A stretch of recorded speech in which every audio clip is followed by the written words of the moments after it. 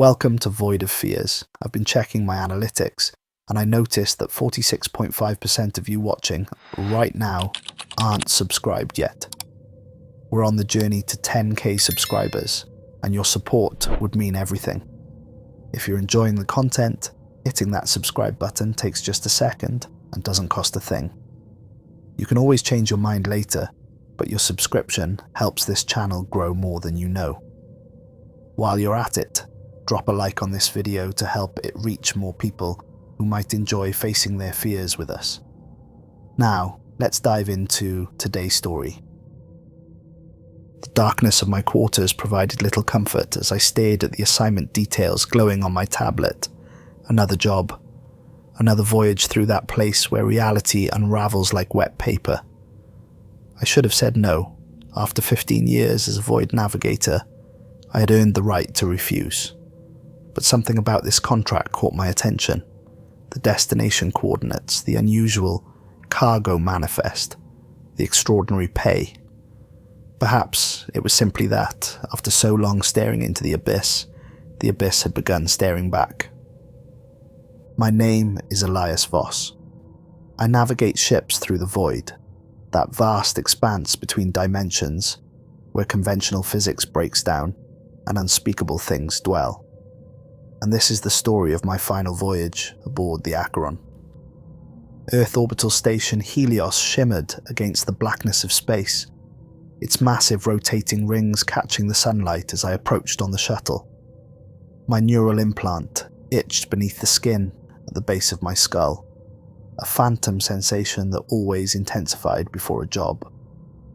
The implant was our lifeline in the void, connecting our minds directly to our ships, allowing us to perceive and navigate the unnavigable. The corporation representative waiting for me in the station's sterile white docking bay wore the typical expressionless face of someone who'd never seen what lurks between stars. "Navigator Voss," she said, extending a hand that I didn't take. "Cassandra Beck, Helix Corporation. Thank you for accepting our contract on such short notice." "The pay was persuasive," I replied, following her through the bustling terminal. "Though your manifest is suspiciously vague." Beck's smile didn't reach her eyes. "Proprietary research materials.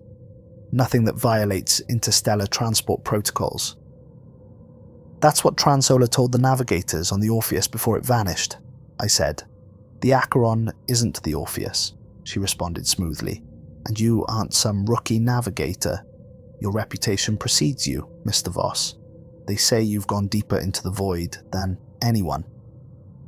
I stopped walking. "Who says that?" "People who pay very well for discretion and results," she answered, handing me a security badge. "The Acheron departs in 6 hours. Captain Cade is expecting you." The Acheron was an imposing vessel, one of the new Charybdis-class long-range transports with enhanced void shielding and a reinforced hull that gleamed obsidian against the stars. As I approached the airlock, I felt an odd sensation like déjà vu. Something about this ship seemed familiar, though I was certain I'd never navigated it before.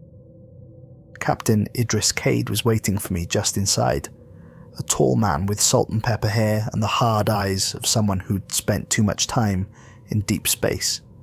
His handshake was firm, his expression guarded. "Navigator," he said, the word carrying a hint of disdain. Many traditional spacers distrusted Void Navigators, viewed us as unnatural, corrupted. They weren't entirely wrong. "Captain," I responded, "I'll need to integrate with your ship's AI as soon as possible." "Lyra is prepared for your neural link," he said, turning to lead me through the ship's corridors. "Though, I must admit, I've never worked with a navigator of your experience level before." Meaning? "Meaning the stories they tell about you don't exactly inspire confidence, Voss. They say the void has marked you, that you've seen things that would drive others insane." I smiled without humour. "Then the stories are true, but I'm still here, and I've never lost a ship. Can't say the same for captains who've tried crossing without a navigator." Our conversation was interrupted by the arrival of a woman in a medical uniform, her dark hair pulled back tightly, intelligent eyes assessing me clinically. Dr. Miran Zhao, ship's physician, Cade introduced. She'll be monitoring your neural link integration and vital signs during void passages. Dr. Zhao studied me with unusual intensity. I've reviewed your medical file, Navigator Voss. Your neural activity during previous void transits is remarkable. That's one word for it, I replied. I've never seen patterns like yours, she continued. It's as if your brain is perceiving frequencies beyond normal human range. That's what makes him so valuable, said a young man who approached from behind, wiping grease from his hands with a rag. He couldn't have been more than 25, with eager eyes that hadn't yet seen enough to haunt them. Ren Halverson, he introduced himself, extending a hand. Ship's engineer. It's an honor to meet you, Navigator. Your transit through the Carina Void Nexus is legendary. I shook his hand, feeling a strange chill as our fingers touched. For a moment, Ren's face seemed to flicker, like static on an old viewing screen. I blinked, and the effect vanished. Get settled in, Captain Cade said. Neural link initialization begins in 2 hours. We depart immediately after. As they left, I stood alone in the corridor, fighting the inexplicable feeling that I had done all of this before. The neural link chamber was a sterile white room at the heart of the ship, a sacred space where navigator and vessel become one. I lay back in the interface chair, electrodes attached to my temples, the base of my skull, my spine. Dr. Zhao moved efficiently around me, checking connections, monitoring my vitals. Your heart rate is elevated, she noted. It always is before a link, I said. Once you've felt your consciousness expand beyond your body, returning to the limitations of flesh is uncomfortable. She paused, studying me. You speak of it almost religiously. There's nothing religious about the Void, Doctor. It's older than gods, less merciful too. The link procedure began with a surge of fire through my nerves as the ship's systems recognized my implant and established connection.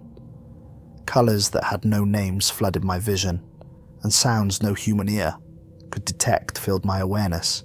Then came the presence, the vast, cool intellect of the ship's AI.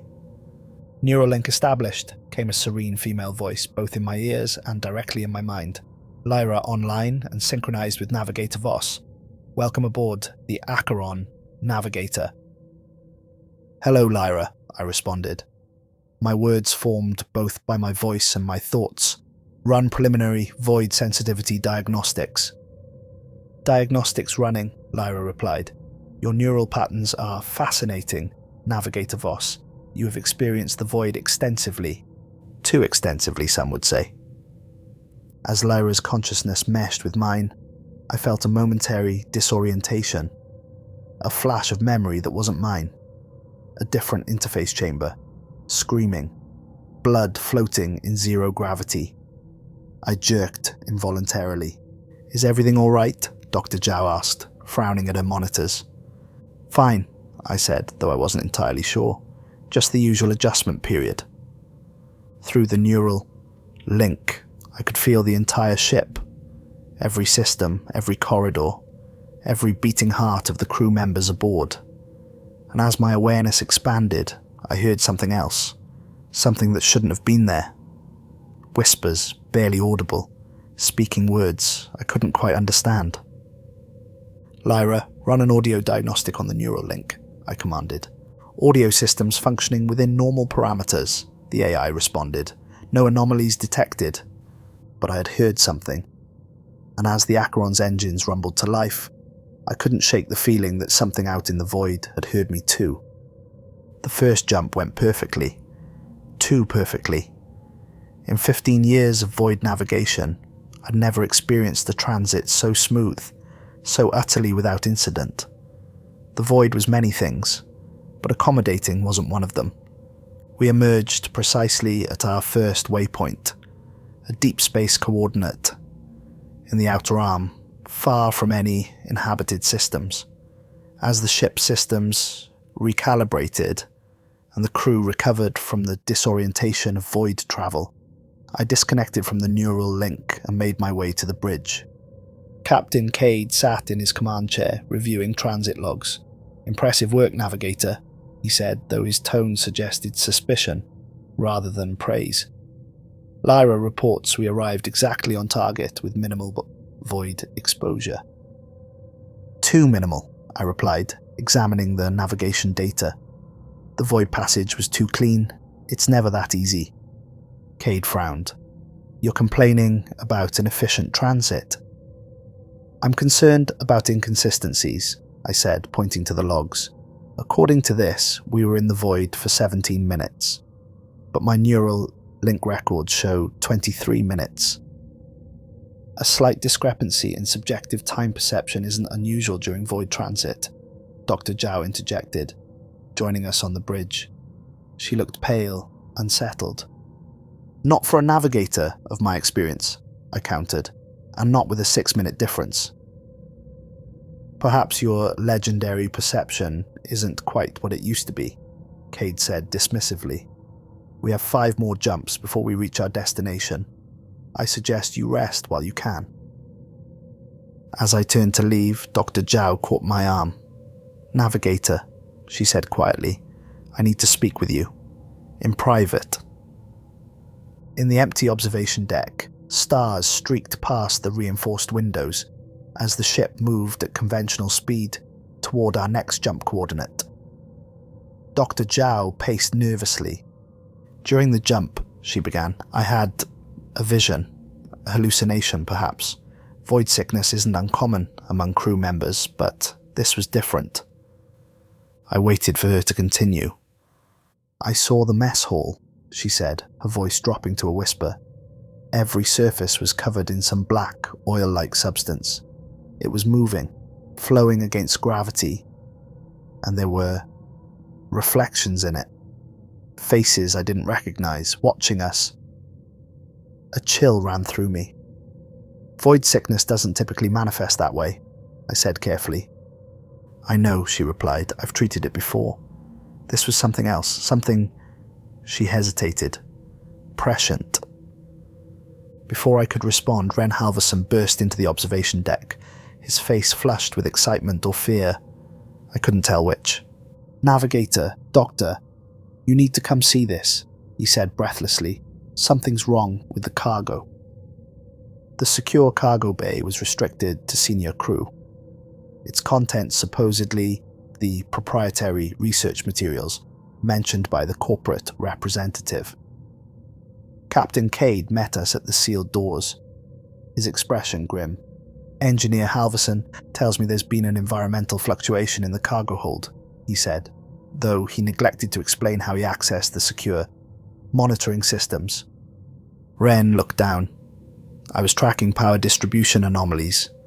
The cargo bay is drawing almost twice its allocated power, but there's no record of the increase in Lyra's systems." "What exactly are we carrying, Captain?" I asked. Cade's jaw tightened. "That's need-to-know information, Navigator, and you don't need to know." "If it affects void transit, I do," I countered. "Unstable materials can have unpredictable effects on void passages." After a moment's consideration, Cade sighed and entered his security code. The massive doors slid open with a hydraulic hiss, revealing a cavernous space dominated by a single containment unit in its center, a massive transparent chamber filled with swirling darkness that seemed to drink in the light around it. "What is that?" Dr. Zhao whispered. "Void matter," I answered, stepping closer to the containment field. "Actual physical substance from the void itself." "Impossible," Ren breathed. "The void is non-material space between dimensions. It can't be harvested." "Apparently, Helix Corporation disagrees," Cade said grimly. "They've been collecting samples for years. This is the largest stable specimen ever extracted." I stared at the writhing darkness in the containment field, feeling a strange resonance with my neural implant. "It's not stable," I said quietly, "and it's not inert. This thing is alive." "That's classified information, Navigator," came a voice from behind us. Cassandra Beck stood in the doorway, her corporate smile replaced by cold efficiency. But yes, we have reason to believe void matter possesses a form of consciousness, which is precisely why we're transporting it to our research facility. You're insane, I said. The void isn't just another dimension. It's the absence of dimensions, the space where reality breaks down. Bringing a piece of it into our universe is like introducing cancer to a healthy cell. Your metaphors don't concern Helix Corporation, Beck replied. Your navigation skills, however, do. We'll be making our second jump in 3 hours. I suggest you prepare. As the others left, I lingered, staring at the imprisoned void matter. For a moment, I could have sworn it shifted, forming a pattern that resembled a human face, my face, before dissolving back into chaotic darkness. I woke with a start in my quarters, disoriented and drenched in sweat. According to the chronometer, 8 hours had passed since I'd left the cargo bay, but I had no memory of returning to my room, no memory of falling asleep. Lyra, I called out, what's my current status? Navigator Voss, your vital signs are elevated but within acceptable parameters, the AI's calm voice responded. You have been in your quarters for approximately 1 hour. 1 hour? That can't be right. What was I doing for the past 7 hours? According to ship logs, you participated in the second void jump at 1800 hours, attended a crew meal at 2000 hours, and conferred with Captain Cade and Dr. Zhao at 2100 hours. I felt a cold pit forming in my stomach. Show me security footage of those events. The screen on my wall activated, showing recording timeframes. I watched in growing horror as a perfect duplicate of myself performed navigation duties I had no memory of, conversed with crew members about topics I couldn't recall, and moved through the ship with confident familiarity. Lyra, run a biometric scan on me right now and compare it to my baseline readings from embarkation. A beam of light passed over me from the ceiling sensors. Scan complete. Biometric markers match original baseline with 99.7% accuracy. Minor discrepancies are within expected margins for post-void navigation. I stood up, moving to the mirror on the wall. My reflection looked normal, tired eyes, several days of stubble, the same face I'd worn for 43 years. But something felt profoundly wrong, as if I was wearing a suit of my own skin that didn't quite fit. The door chime sounded, and Dr. Zhao entered without waiting for my response. Her calm, professional demeanour had been replaced by barely controlled panic.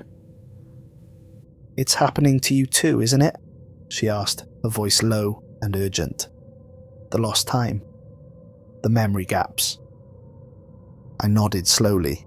Lyra shows me performing a void jump I have no recollection of. The premonitions are getting worse, she said, pacing the small room.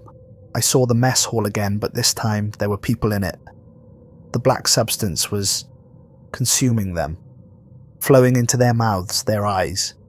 She shuddered. And Amara is missing. Amara? One of the life support technicians. No one's seen her since the second jump, the one you apparently don't remember navigating. But here's the truly strange part. Half the crew doesn't remember her ever being aboard. Captain Cade insists we launched with 17 crew members, not 18. A cold certainty was forming in my mind. It's the void matter. It's affecting the ship, the crew. Reality itself is becoming fluid around it. But it's contained, Dr. Zhao protested. The field is stable. Nothing from the void is ever truly contained, I said, moving toward the door.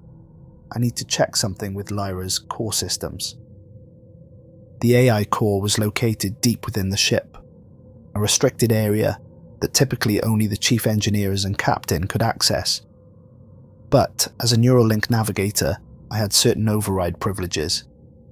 The room hummed with the processing power of Lyra's quantum systems, holographic data streams flowing through the air like luminous rivers. "Lyra, I need to review all navigation logs since the Acheron was commissioned," I instructed. "That request requires Captain's authorization," the AI responded. "Override Navigator Protocol Theta 93, I countered. "Override accepted. Accessing navigation records." The data that appeared before me confirmed my worst suspicions. According to the logs, the Acheron had made hundreds of void jumps before I ever came aboard, many to coordinates that were blacklisted by the Navigation Guild, regions of the void so dangerous they were forbidden to all commercial traffic. "Lyra, show me the navigators assigned to these previous voyages." The personnel files that appeared showed 12 different navigators over a 3-year period. As I scrolled through their service records, a pattern emerged.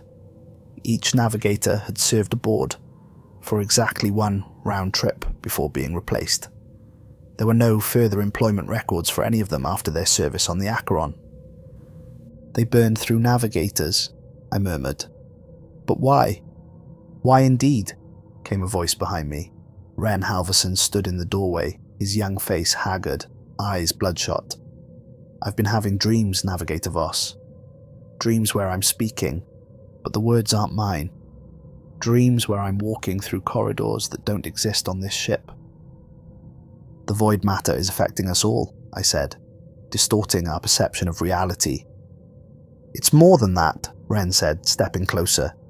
His movements seemed subtly wrong, too fluid, as if his joints worked differently than they should. "I found something in the engineering subsystems. Modifications to Lyra's core programming that don't appear in any official documentation." He handed me a datapad. The code displayed was unlike anything I'd seen before. Complex, elegant, almost organic in its structure.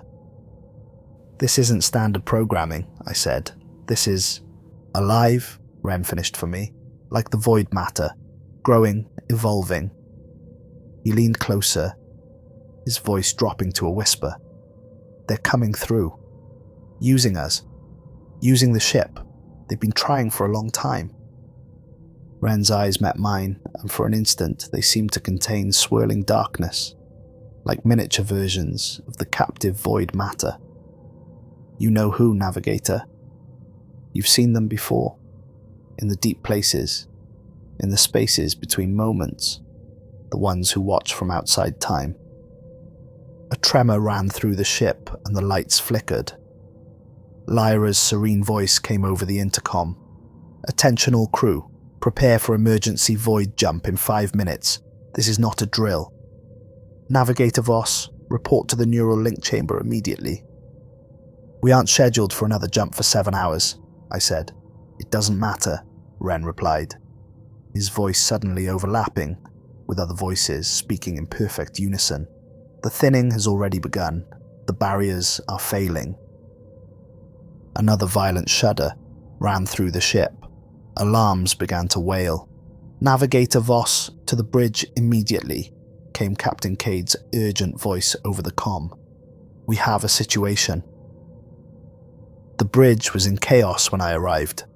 Warning lights flashed across every console, and the main view screen showed a roiling mass of energy surrounding the ship. "What's happening?" I demanded. "We're being pulled into a void aperture," Cade shouted over the alarms. "One that shouldn't be here. Lyra detected it forming less than 50,000 kilometers off our port side. It's not on any charts." "That's impossible," I said. "Void apertures don't just appear randomly in normal space." "Tell that to the laws of physics," Cade retorted, gesturing at the screen. "We're already caught in its gravity well. Our only option is a controlled entry, rather than being torn apart." Dr. Zhao burst onto the bridge, a medical uniform stained with what looked like black oil. "Captain, something's happening to the crew. Amara, she's back, but she's wrong. Everything about her is wrong." "What do you mean, back?" Cade demanded. "The missing technician," I reminded him. "The one half the crew doesn't remember." Cade's face clouded with confusion. "We never had a technician named Amara." Before we could argue further, the ship lurched violently. On the screen, the void aperture expanded. a great maw of swirling nothingness opening to swallow us. "No time for the neural link chamber," I said grimly. "Lyra, initiate, emergency, navigator link, authorization Voss Prime." "Unauthorized protocol," Lyra responded, her voice suddenly overlapping with others, dozens of voices speaking in perfect synchronization. "But necessary, initiating emergency link." Pain exploded behind my eyes as the neural connection established without the careful calibration of the link chamber. My consciousness expanded outward, encompassing the ship, feeling every system, every corridor, every crew member aboard, and beyond them, I felt something else. Vast presences in the darkness around us, patient and hungry and old beyond comprehension. Through the neural link, I guided the Acheron into the void aperture, trying to navigate the unnavigable without proper preparation. Colours that had no names in human language filled my vision.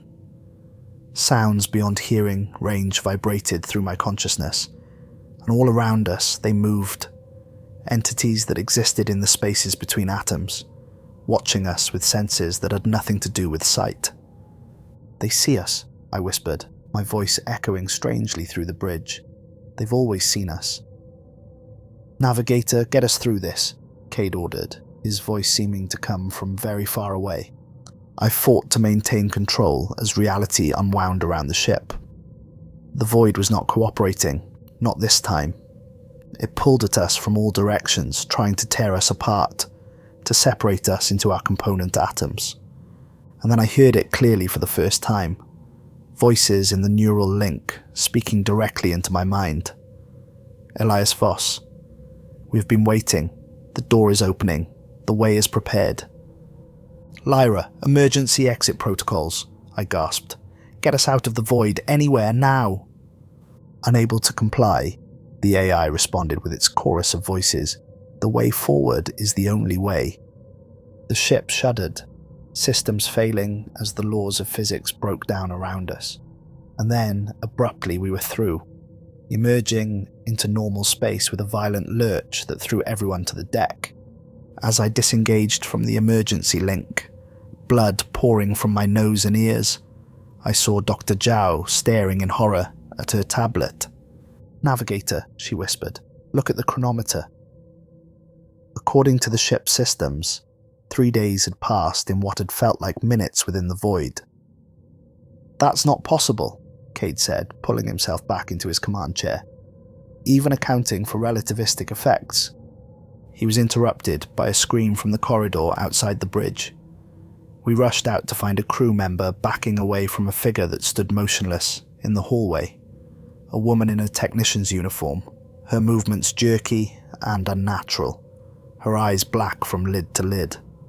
"Amara," Dr. Zhao breathed. The figure's head turned with mechanical precision towards us. When she spoke, her voice contained the same overlapping chorus we had heard from Lyra. "The thinning has begun," she said. "The barriers fall. They are coming through." "Who's coming through?" Cade demanded. "What happened to you?" Amara's face split in a smile that stretched too wide, revealing darkness where teeth and gums should have been. "I have been observed, and in being observed changed. As all things change when the void gazes upon them." Her body began to tremble violently. "The ship is not what you think. The journey is not what you remember. This has all happened before." Before anyone could respond, Amara's form seemed to lose cohesion. Black particles flowing from her mouth, her eyes, her fingertips, until nothing remained but an empty uniform that collapsed to the floor. In the silence that followed, Wren's voice came over the intercom, speaking in that same chorus of overlapping voices. "Navigator Voss, come to engineering. See what we have found. See what has always been here." Engineering was dark when I arrived, emergency lighting casting red shadows across the massive drive systems. Wren stood before the main reactor control panel, his back to me. "The ship is changing," he said without turning, "becoming what it was always meant to be. a gateway. "Ren," I said cautiously, "what's happening to you?" He turned slowly, and I fought the urge to recoil. His eyes contained the same swirling darkness I had seen in the void matter, and black veins spread across his skin like cracks in porcelain. "I speak for them now," he said, voice resonating with that strange chorus, "the ones who dwell in the spaces you call the void. They have been watching humanity for so long, waiting for you to find the paths between worlds." "What do they want?" I asked, though I feared I already knew the answer. "To come through," Ren replied simply, "to experience, to consume, to be." He gestured towards a maintenance hatch that shouldn't have existed, an opening in the wall where solid metal had been moments before. "There are parts of this ship you haven't seen, Navigator, parts that exist between moments, between thoughts." Against my better judgment, I followed as Ren led me through the impossible doorway. Beyond it stretched a corridor that couldn't exist within the Acheron's dimensions, a vast, cathedral-like space with walls that seemed to breathe, pulsing with the same darkness contained in the cargo hold. "What is this place?" I whispered. "Memory," Ren answered. "Dream, reality. The definitions blur here, at the edge of the void's influence." He pointed to the walls, where I now saw images forming, like reflections in dark water, scenes of the Acheron, of previous voyages, of different crews, different navigators. And in every scene I saw myself. "This isn't possible," I said, backing away. "I've never been aboard this ship before." "Haven't you?" Ren's voice seemed to come from everywhere at once. "Look closer, Navigator. Remember?" The images shifted, showing me guiding the Acheron through the void, again and again, each time pushing deeper, each time encountering the entities that dwelled there. In some scenes I welcomed them, in others I fought against their influence. But the outcome was always the same.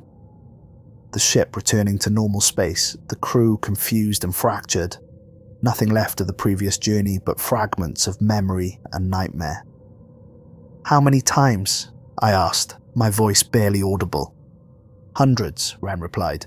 "The loop repeats, the ship travels, the navigator guides. The entities reach through, reality thins, and then reset, beginning again." "Why don't I remember?" "Some part of you does," he said, approaching me with that too fluid movement. "Some part recognizes the pattern. Why else would you have accepted this assignment? Why else would you continue to seek the void, despite knowing the horrors it contains?" A terrible suspicion was forming in my mind. "What am I, Ren?" His corrupted face twisted in a parody of sympathy. "You are the navigator, Elias Voss. And you are the navigated, the first human to truly perceive the void so very long ago. The first to hear their voices, to feel their touch upon your mind. The first to be changed." The weight of understanding crashed over me like a physical force. "I never left the void," I whispered. "That first deep transit, when I pushed further than any navigator before me. I never came back, did I?" "Not all of you," Ren confirmed. "Part remained there, becoming something new. Something that exists across all possible versions of reality."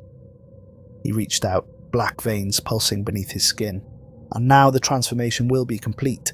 The gateway opens." An alarm blared through the impossible corridor, and Lyra's fractured voice echoed around us. "Warning! Containment failure in cargo bay. Void matter breach in progress." We ran through corridors that shouldn't exist, past crew members frozen in time, their expressions locked in silent screams. The fabric of the ship itself seemed to be unraveling, sections fading in and out of existence as we passed. Captain Cade and Dr. Zhao met us outside the cargo bay, the captain holding a plasma rifle, the doctor clutching her medical scanner like a talisman. "The containment field is collapsing," Cade shouted over the alarms. "Whatever that thing is, it's growing, spreading throughout the ship's systems." "It was never contained," I said. "The containment was an illusion, a formality. The void has been inside this ship, inside all of us, from the beginning." Dr. Zhao's scanner beeped urgently. "Navigator, your neural readings are off the scale. The implant is overloading." "It doesn't matter," I said, feeling a strange calm descend over me. "I understand now. I know what needs to be done." The cargo bay doors slid open, revealing a scene from Nightmare. The containment unit had shattered, and the void matter had expanded, flowing across the floor, the walls, the ceiling, a living darkness that consumed light, consumed reality. And within it, shapes moved, forms that human minds were never meant to perceive, entities old when the universe was young. "We need to destroy the ship," Cade said grimly, charging his weapon. "Overload the core, take all of this with us."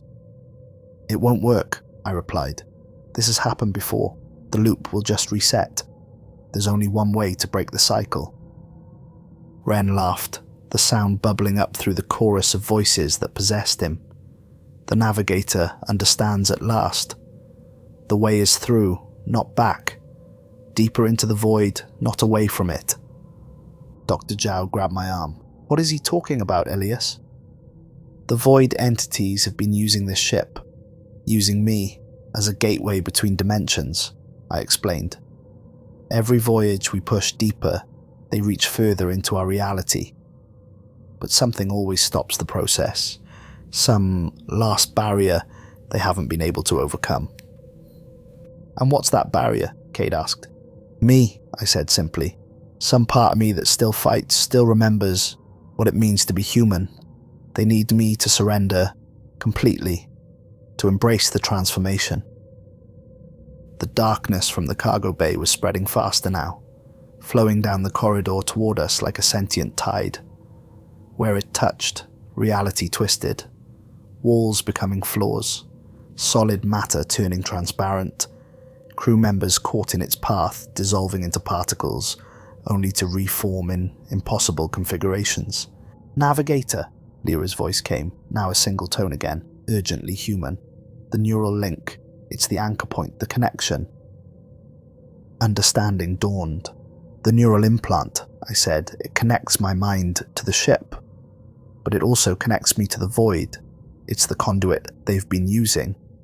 "Then we remove it," Dr. Zhao said decisively. "I can perform the procedure." "The procedure will kill him," Cade protested. "Yes," I agreed, "but it might break the loop, end this cycle once and for all." The advancing tide of darkness paused, writhing in place as if uncertain. Ren's possessed form stepped forward, black veins now covering his entire body, his voice a desperate chorus. "No, the way must open. The merging must complete." "Take me to the medical bay," I told Dr. Zhao, "quickly." The ship was coming apart around us as we ran through disintegrating corridors. Reality itself seemed to be unraveling, sections of the Acheron existing in multiple states simultaneously. In some places we could see straight through the hull into the swirling chaos of the void beyond. Yet, somehow atmospheric integrity remained. The medical bay, when we reached it, was a flickering island of stability in the chaos. Medical equipment still recognizable, gravity and air pressure still constant. "The removal procedure has a 5% survival rate under ideal conditions," Dr. Zhao said as she prepared her surgical tools, hands trembling slightly. "These are not ideal conditions." Captain Cade stood guard at the door, weapon raised. "Whatever you're going to do it fast. That thing is spreading throughout the ship." I lay on the surgical table, feeling strangely at peace despite the horror surrounding us. If I don't survive, destroy my body. Don't let them use it as a vessel. Dr. Zhao nodded grimly, administering a local anesthetic at the base of my skull. "The neural implant has integrated with your brainstem. Removing it will likely cause catastrophic damage." "I know," I said. "Do it anyway." As she worked, the lights flickered and failed, emergency power casting the room in dim red glow. Through the neural link, I could feel the entities moving through the ship, consuming, transforming. They were so close now. "Ready," Dr. Zhao said, her voice steady, despite everything. Last chance to reconsider. Do it, I commanded.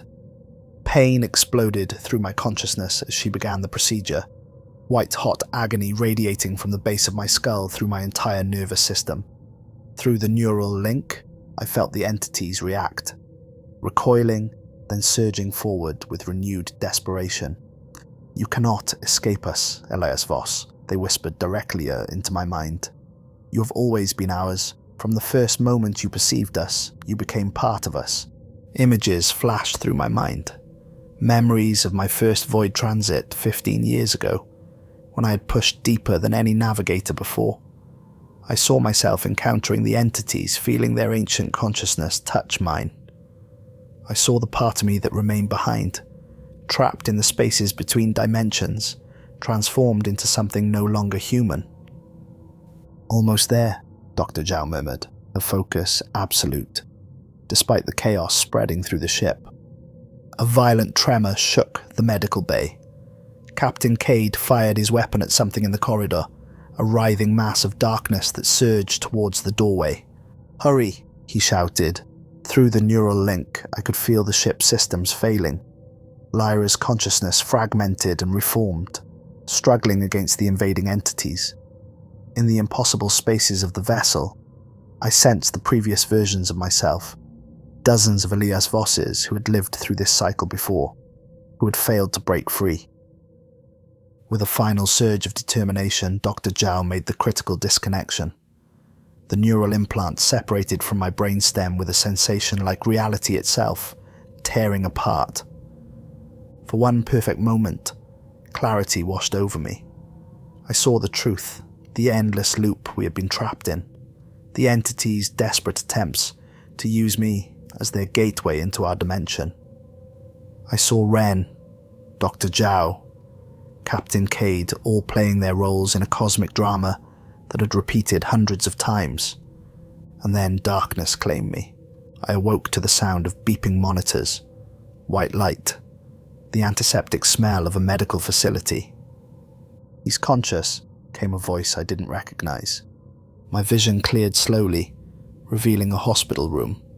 Not the Acheron's medical bay, but a modern facility with Earth gravity and natural sunlight streaming through windows. "Navigator Voss," said a doctor I'd never seen before.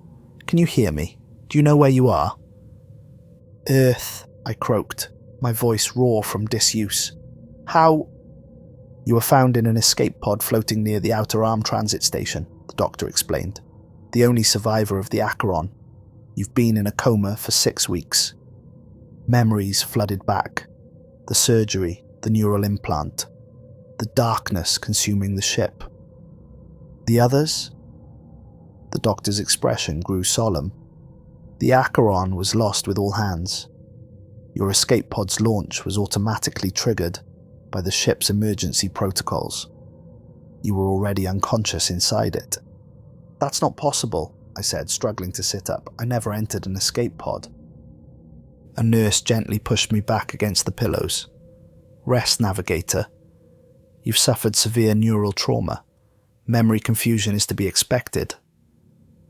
But I knew my memories weren't confused. Something was wrong about this. About the sunlight, the hospital, the concerned faces around me. "I'd like to speak with Navigator Voss alone," came a familiar voice from the doorway. The medical staff departed, leaving me with Cassandra Beck, the Helix Corporation representative who had recruited me for the Acheron mission. She looked exactly as she had on the orbital station, not a hair out of place.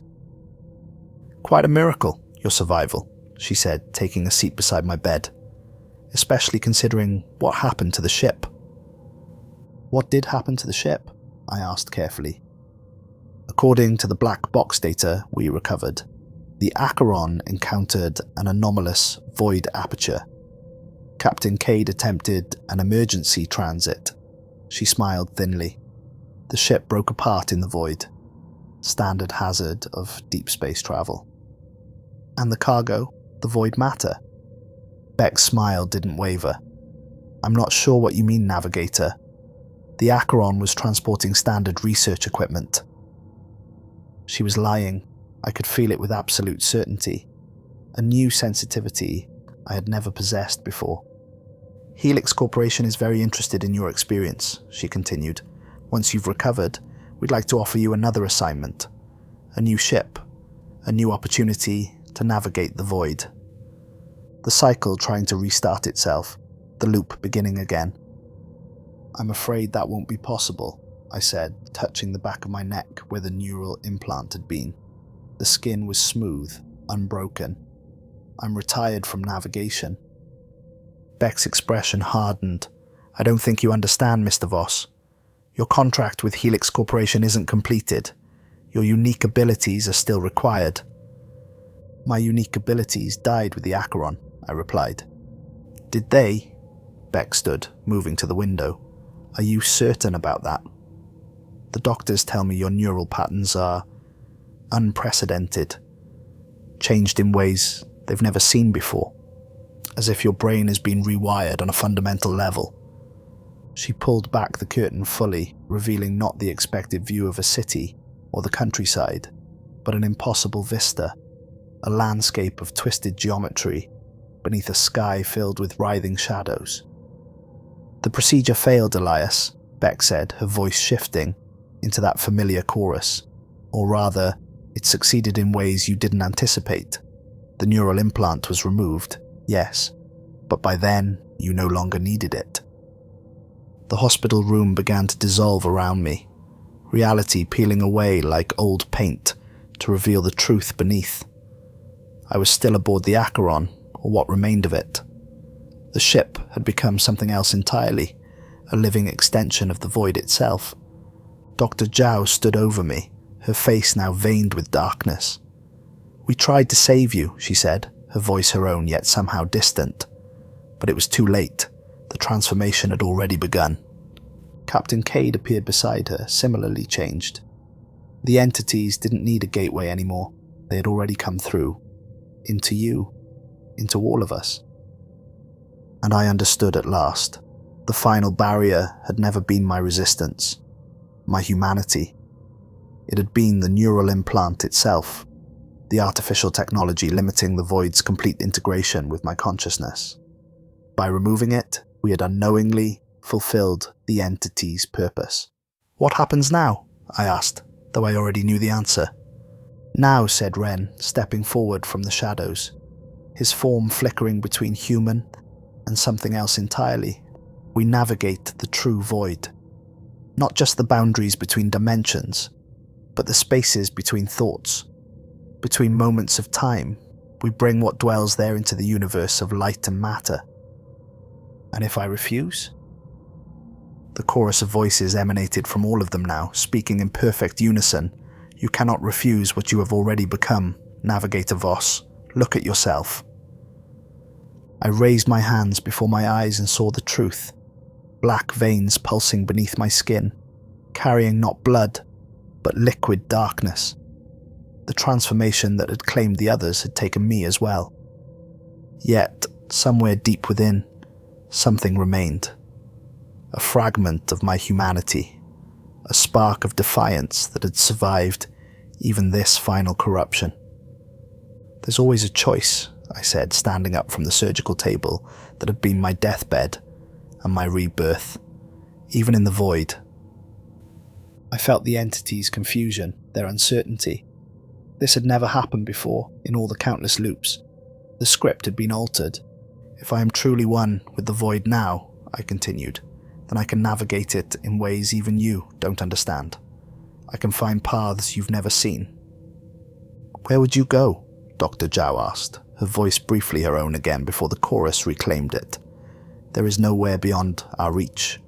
Not nowhere, I corrected her. Know when? The moment before you found me. The point of original contact. Understanding dawned in their corrupted faces, followed by something I had never expected to sense from these ancient entities. Fear.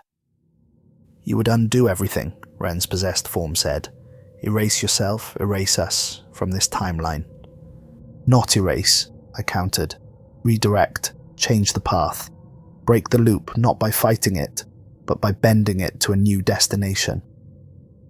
I felt the power of the void flowing through me, no longer restricted by the artificial constraints of the neural implant. Reality bent around my will, time and space becoming fluid, malleable. The entities surged against me, trying to restrict my newfound abilities, but they had made a critical error. In making me like them, they had given me their power. In corrupting me, they had set me free. The remnants of the Acheron shuddered as I exerted my will upon the void, forcing open a passage not through space but through time itself. Around us, reality tore apart, revealing the swirling chaos of potentiality. "What have you done?" Captain Cade demanded, his corrupted form flickering as the timeline began to unravel. "What I was always meant to do," I answered. "Navigate." In the final moments before the Acheron and everything aboard it dissolved into the raw potential of the void, I focused my consciousness on a single point in time. The moment before my first deep void transit 15 years ago, when I had encountered the entities and left part of myself behind.